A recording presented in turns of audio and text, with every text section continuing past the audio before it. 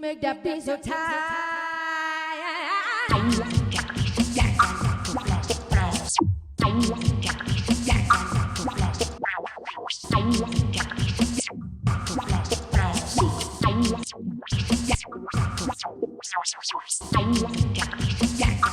My name is Kelly. I'm from Boss. I'm here to show you the RC-202 loop station.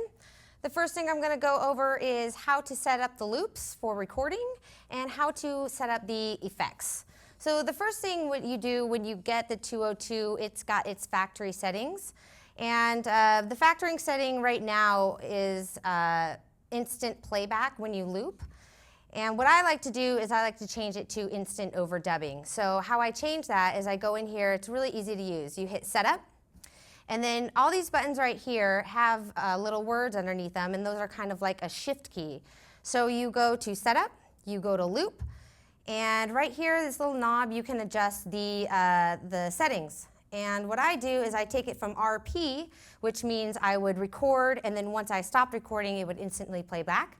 And I change it to R-D, which means I record, and then when I hit the button, it'll instantly overdub.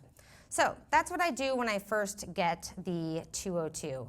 To exit out of it, just hit exit.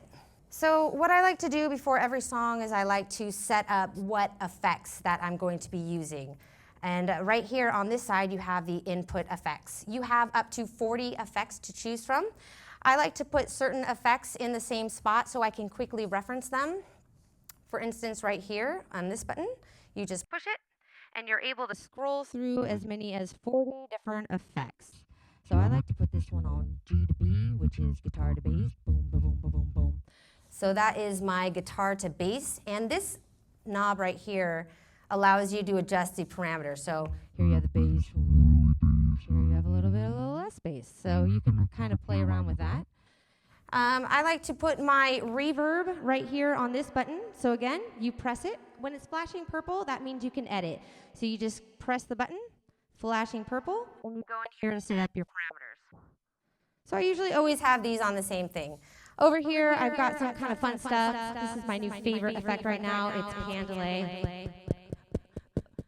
So I like the way it kind of echoes out. And then right here, I've got a neat little lo-fi when you can make really cool kind of guitar sounds. And it's also use this knob right here to adjust the way it sounds. So you can kind of play around.